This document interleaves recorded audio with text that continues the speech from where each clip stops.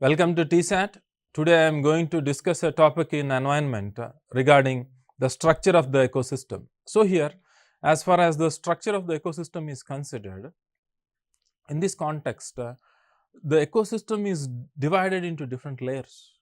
So these layers into which the ecosystem is being divided is based upon certain fundamental factors. So the basis on which the ecosystem is divided into certain layers is the layers of this ecosystem are being described as trophic levels. So in this trophic levels, basically fundamentally in general, the ecosystem is being divided into 4 different trophic levels. So the first trophic level is known as the primary producers, and the basis on which the trophic level is being divided is the mode of acquiring nutrition. The way a trophic level acquires energy is the basis on which, or nutrition, a trophic level is being divided into. So for example, trophic level is being defined on the basis of which the organisms living in this level. We have got different species existing in these different levels of the ecosystem. So all the living organisms in a trophic level acquire the energy or nutrition in the same way. For example, trophic level 1, the green layer which is being given at the bottom of the broader layer, when it is considered, they acquire nutrition in the same way. The way they acquire nutrition is, one of the ways is doing photosynthesis.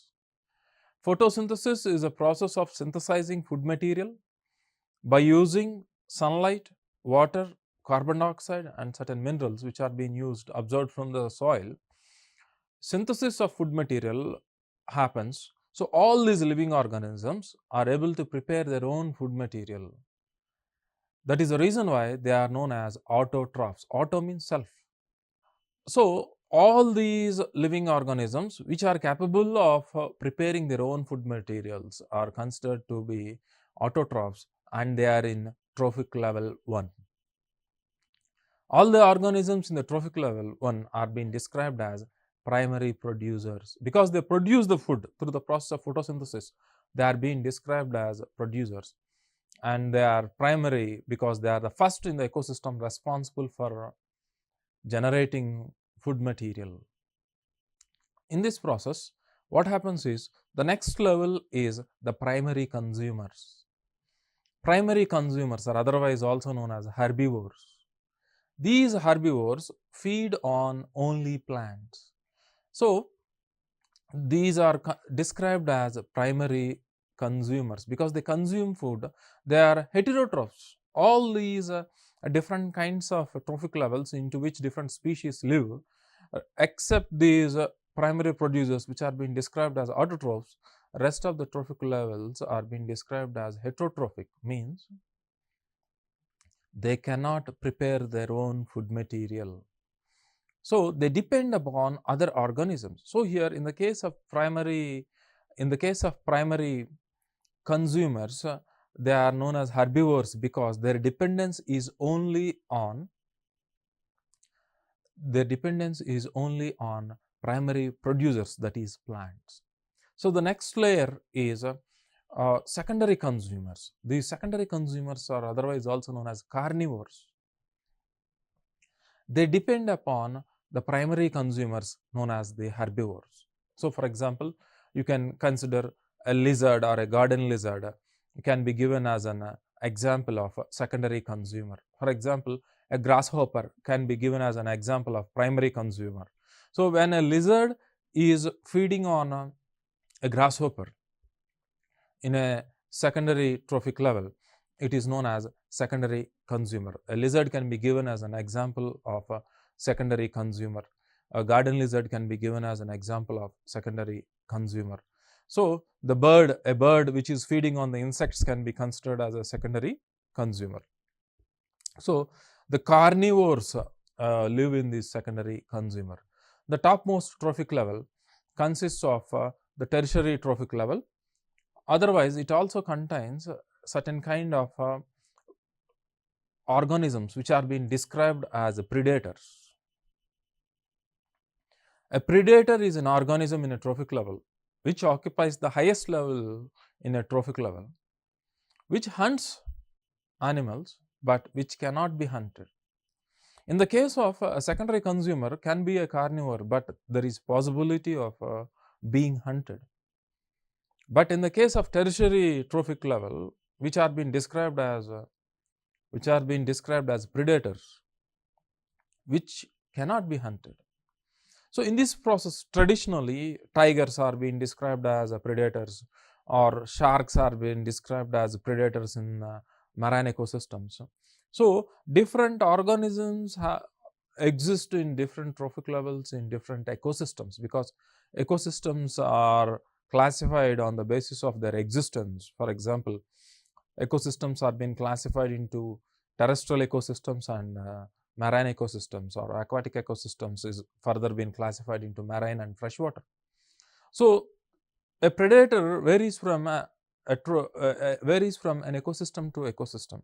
For example, in a marine ecosystem, a shark is a predator, but in the case of a terrestrial ecosystem, in a deciduous forest like Telangana, we can consider tiger as a predator. But these predators, the so-called predators which I have given you as an example, have lost their status in the trophic level because we have started hunting these organisms to the level of extinction. So they have lost their status as predators at trophic level 4.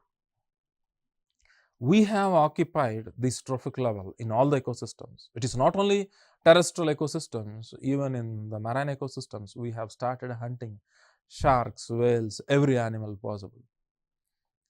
Tiger has been hunted to extinction, so it has lost its status, and we have occupied this. So whether it is a freshwater ecosystem, whether it is a marine environment, whether it is a terrestrial ecosystem or whatnot, every ecosystem at the topmost trophic level is being occupied by a man. So in this process of description of classifying living beings on the way they consume, some are being consumed as omnivores. Omnivores here implies that an animal which can depend upon both on plants and animals, feed on animals and which can feed on plants together, is known as an omnivore. Man is one of the classic example of an omnivore. For example, a dog consumes rice and even meat. For example, in the case of a rat even consumes meat like a fish, a salt fish or an onion. So there are certain omnivorous organisms apart from man, many omnivorous animals. So in this process of this ecosystem structure which is being depicted to you, we need to observe certain phenomena happening here. In this process of consumption of food or for the extraction of energy from one trophic level to another trophic level, the organisms, there is movement of matter and energy. So when a primary consumer like a deer consuming a grass, the mass of trophic level 1 is passing to trophic level 2.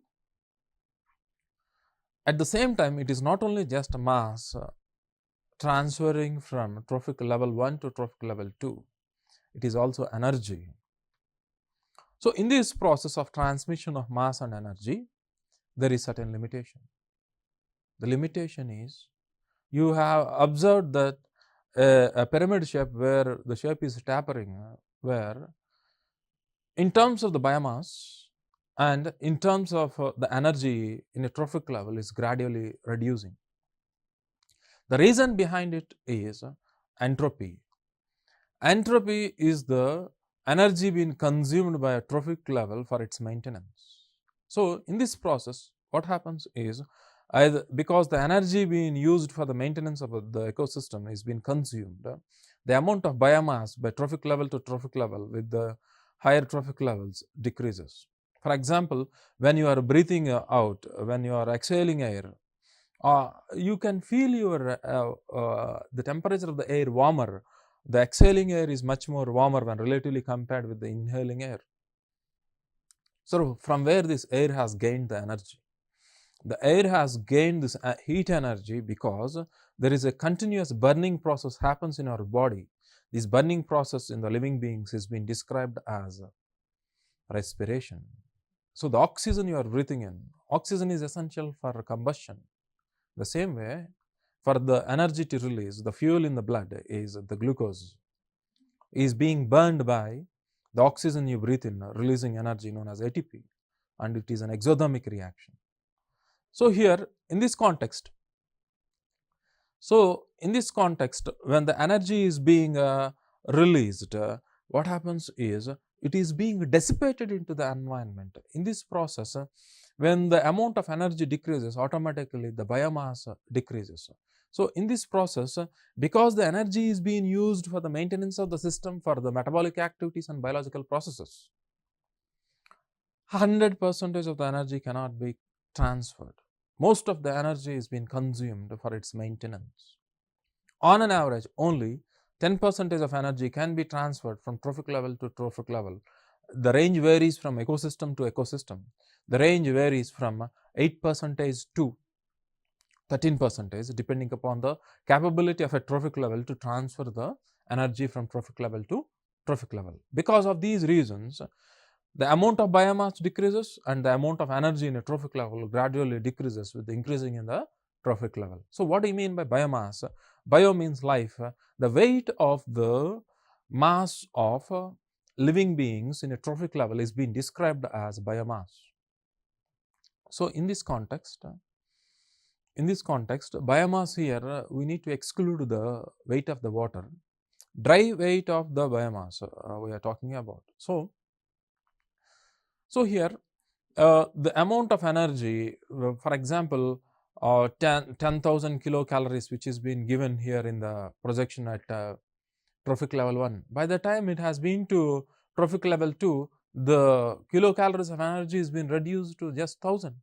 See this, on an average it is just 1,000 kilocalories of energy being transmitted. The rest of the 9,000 kilocalories of energy is being used to maintain the system. By the time it has been to trophic level 3, it is just 100 kilocalories. Next to trophic level 4, 10 kilocalories. That is the reason why when you compare the number of tigers with the number of deers in a forest, obviously the number of carnivores like a tiger or a leopard, the number gradually decreases because of decreasing in the biomass, because the amount of biomass and the energy being transferred to the next trophic levels gradually decreases. So in this process of activity of passing of matter and energy across trophic level, ecosystems perform certain functions and they provide certain services. So what are these different services being provided by these ecosystems for the survival of different organisms in the environment? These are the different kinds of services being provided by the ecosystem. So what are the different services being provided by this ecosystem? So this is a service, provisioning services. In these provisioning services, it provides food, fresh water, fuel and fiber. So in this food, fresh water, fuel and fiber, so from where we are getting this food material which we are consuming? These are the food material which we are consuming is being provided by these plants and animals. So for the survival of any organism, ecosystem is providing food to us, without which the survival of any kind of species in an ecosystem doesn't happen, is a service being provided by the ecosystem. Next is the regulating services, for example, carbon sequestration, water purification and flood control. So for example, carbon sequestration. So what do you mean by carbon sequestration? Is a kind of service being provided by this ecosystem is carbon sequestration is a process of storing the carbon in a trophic level in a biome. For example, the carbon dioxide present in the environment is a greenhouse gas, causes greenhouse impact. So to avoid these kind of conditions, the carbon dioxide is being absorbed by the plants and it is stored in this biosphere in a huge quantities. so that this carbon sequestration and these biomes acting as a reserve of carbon, which is essential for the survival of living beings, is being stored, avoiding greenhouse impact or global warming. So, carbon sequestration is a function being performed by these ecosystem services. Next, water purification and flood control. So, in this case of flood control, for example, as the forests in the higher elevated regions acts as a sponge to store water because of the existence of roots of the vegetation in the soil in the higher catchment region, helps in percolation of water more vertically down rather than surface runoff because of the pore spaces being provided by the roots of the vegetation.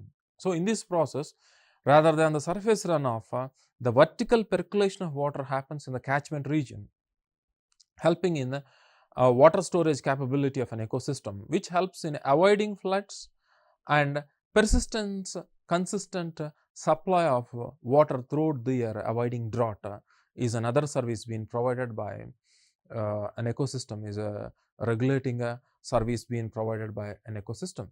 So, next is supporting services, the nutrient cycle. So, formation. So, here nutrient cycle here, for example, you have got certain cycle, for example, a carbon cycle or the nitrogen cycle. So, the nitrogen in the atmosphere is not it cannot be absorbed by the plants directly, because nitrogen is the basic essential element required for the construction of any kind of living being, either in the case of plants or animals, because protein is the fundamental, nitrogen is the fundamental element in a protein. Whether it is in the case of plants and animals, they are being constructed with the help of a protein. In the absence of nitrogen, a protein molecule cannot be made.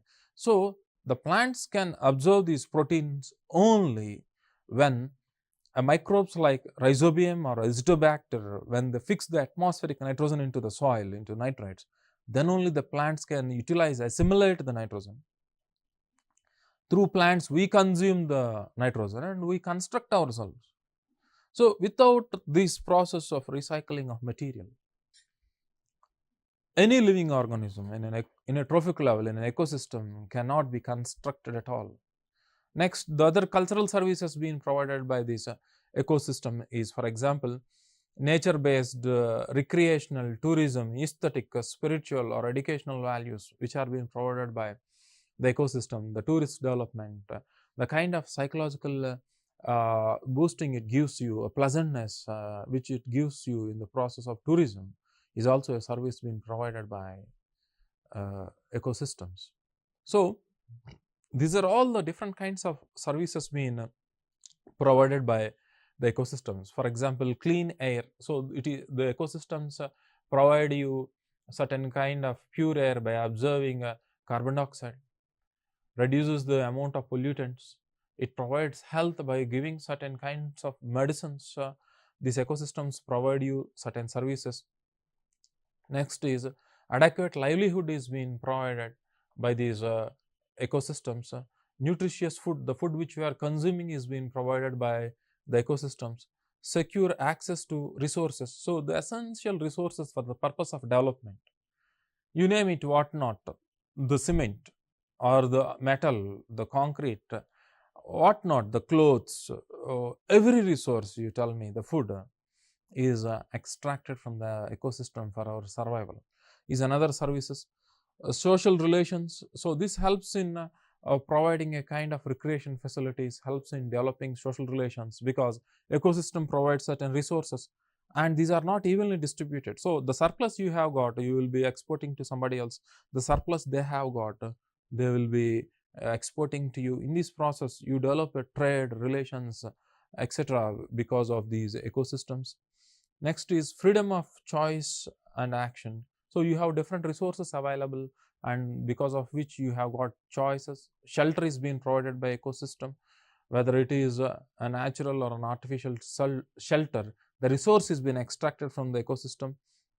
So, personal safety, these are all the different kinds of services being provided by ecosystem. When the resources are not being exploited in a proper manner. Without knowing the resilient capability of an ecosystem, in this process of exploitation, what happens is you cross the limit of resilient capacity of an ecosystem in the process of exploitation of resources, the ecosystems completely collapse and it leads to the destruction of ecosystems. In this process, because we are part of an ecosystem, the whole life itself, not just humanity, the whole life itself will be destructed when we don't know how to exploit the resources essential. So, what are the consequences being experienced in India because of improper exploitation of resources? So, climate, in the case of this, climate influences our environment. For example, water level. So, when the amount of water being precipitated is decreasing, what is happening here is the amount of life which can sustain decreases, because the amount of water, the more the amount of water, the more is the life. Less the amount of water, less is the life. Water temperature. So, when the temperature of the water is increasing because of global warming or because of thermal power plants, you are releasing a kind of ballistic water into these rivers which are being superheated, changes the temperature conditions of the freshwater ecosystem, impacting the environment surrounding, impacting the fish breeding conditions there, hatching of the fish or frogs, or the survival of plants in this freshwater ecosystem is being questioned when we are changing the temperature of the water. So, this is how it is being impacted. Ice cover. So, because of the global warming phenomena, the ice cover decreases, melting of glaciers increases, inundation of the low-lying regions happen, systems drying. So, because of decreasing in the precipitation or rainfall, what happens is the river basins dry. When the river basins dry, the hydraulic head of the ocean enters into the coastal regions. The groundwater of the coastal regions are being inundated or intruded by brackish water and salt water. So, the supply of fresh water to these coastal systems fails because of this sedimentation of rivers, because of deforestation. The weathering and erosion increases, silting of river basins and river channels increases, and because of this reason, what happens is the capacity of the rivers to hold water decreases, leading to flooding, because the river overflows very easily when it is being filled with silt. So, pollution runoff. So, when the pollution of these industries are being released into, it leads to destruction of ecosystem. So, dissolving oxygen capability decreases, because when the temperature increases, the oxygen will be turning into gas very easily, making the biological oxygen demand more to this aquatic living organisms, leading to death of plants and animals, leading to a condition known as eutrophication. Eutrophication is a problem. Eutrophication is a problem in ecosystems caused by man. Eutrophication is the decay of these water bodies, lakes especially, because of an artificial supply of nutrients to the plants. For example, the sewage contains nitrogenous materials, which is a nutrition to the plants in the ecosystem, because of which there will be an abnormal growth of the plant biomass disproportionate to animal biomass in an ecosystem. An ecosystem can survive only when there is a proportionate biomass ratio between plant biomass and animal biomass. The reason behind it is, during night time, when the light reaction is stopped, what happens is plants in general, like animals requires oxygen for respiration. So, because this photosynthesis doesn't happen during night time, oxygen is not released. Plants also consume oxygen. So, when plants and animals both consume the oxygen present in the aquatic ecosystem, leading to a condition known as eutrophication, because the biological oxygen demand means the oxygen essential for living organisms for both plants and animals increases, leading to the death of the living organisms, both plants and animals, leading to the decay of the lake, known as eutrophication, is also because of these improper utilization of resources. So here these are all the different kinds of impacts being caused here. For example, threatens the mussel habitat. So, for example, mussels are like snails kind of living organisms existing in the environment. So, these are being impacted because of the change in the temperature conditions. So, in the case of this trophic level structure, for example, this is a trophic level structure in an marine environment. The sharks are occupying the topmost layer. For example, in a marine environment,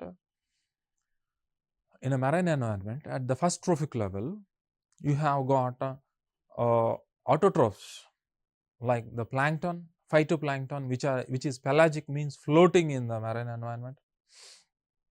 And in the shelf zone, we have got rooted plants.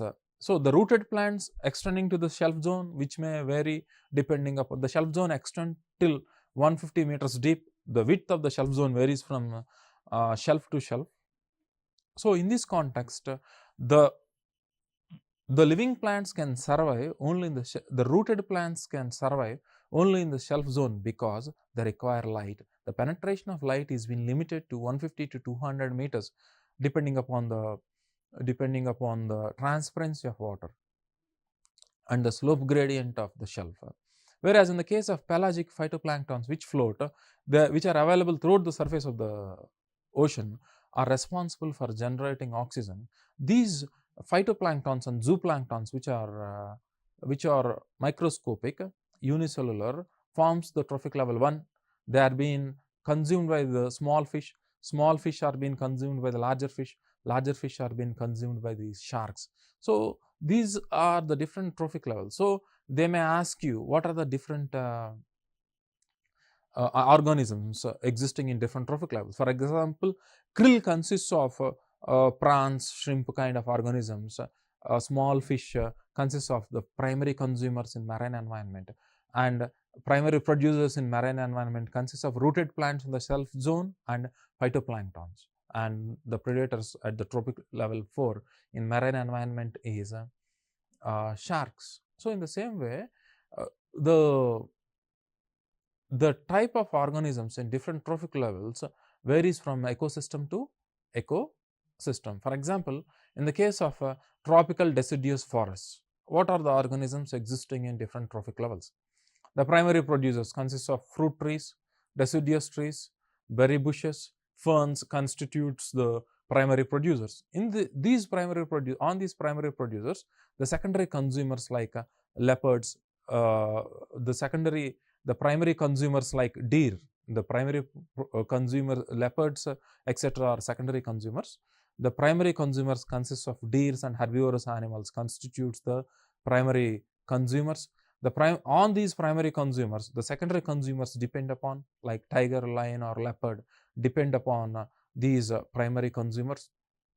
And the man who is occupying the topmost trophic level in the process of deforestation, destroying the forest and hunting the animals, is occupying the topmost position in the trophic level 4, even in the deciduous forest. We need to know the different components of an ecosystem. For example, the different components of an ecosystem are being classified into physical components, chemical components, biotic components, etc. So, in a question, they may ask you to differentiate a physical component and a chemical component. So, these are the examples of physical components of an ecosystem: the sunlight, shade, the solar flux. So, the intensity of the solar energy is not the same throughout the latitudes. The solar flux is more at the equator and less at the polar regions. The temperature, wind direction, latitude, longitude, soil types, water availability and ocean currents. These are all different examples of physical components of an ecosystem. The different chemical components of an ecosystem which influences the trophic levels are the carbon, nitrogen, phosphorus, potassium, hydrogen, oxygen, sulfur, toxic substances, salts, various organic substances, soil, water.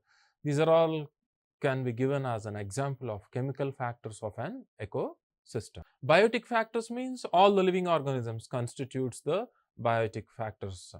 So, the plants which are the largest at the equator are considered as the megaderms. Mesoderms means medium types of vegetation. Microderms means algae, grass together are being classified as microderms in an ecosystem. All the biotic components of ecosystem influence the abiotic components. So, there is a continuous interaction between biotic and abiotic components of an ecosystem. So, the major functional attributes of an ecosystem are food chain, food web, trophic structure, energy flow. So, this ecosystem structure is responsible for the flow of matter, the flow of energy, the cycle of material in terms of nutrient cycles of nitrogen, water cycle, phosphorus cycle, etc. by observing from one trophic level to another trophic level through primary and secondary production. So, this helps in regulating the ecosystems. These are all the different attributes of an ecosystem. So, in this ecosystem is made up of food chain and food web. So, food chain is actually to make us understand to understand the levels of trophic levels in schooling when we are not matured enough to understand. Food chain is a theoretical aspect where different trophic levels are being attributed are given, where energy flows from one trophic level to another trophic level, or biomass transfers from one trophic level to another trophic level for the purpose of understanding. But actually in the ecosystem, trophic levels are made up of, an ecosystem is made up of many number of food chains intertwined. So in the case of a food chain, just you have a frog eating on the insects, feeding on the insects, a snake feeding on the frog, and this is a simple way of understanding, but actually it is very a complex one, where in the case of food web, food chain is in the case of food web, it is made up of many interlinking food chains leading to the form of a food web. A food web is a network of food chains across trophic levels. For example, this is the real way the trophic levels exist in. So the biodiversity is the existence of different species in a trophic level. The more the biodiversity, the more stable is the ecosystem, because when the function of a species is lost because of the extinction, the second species can come into action to perform the function. When the biodiversity is decreasing, the ecosystem becomes fragile and collapses. So that is the reason why we need to protect the environment and biodiversity, because the more the biodiversity, the more stable is the ecosystem. In this process of consumption and survival of these different trophic levels, it leads to biomagnification and bioaccumulation. So here in this process, because of the pollution, when the animals are feeding on the plants which have got toxins, and when the primary consumers are being fed by secondary consumers, in this process the pollutants which have been released gradually accumulate across trophic levels. So this phenomena of accumulation of toxics trophic by trophic level is known as biomagnification. When it is being accumulated only in a single organism in its lifetime, it is known as biomagnification. This is the difference between biomagnification and bioaccumulation. Okay, thank you friends. We shall meet in the next session discussing a different topic in environment. Thank you.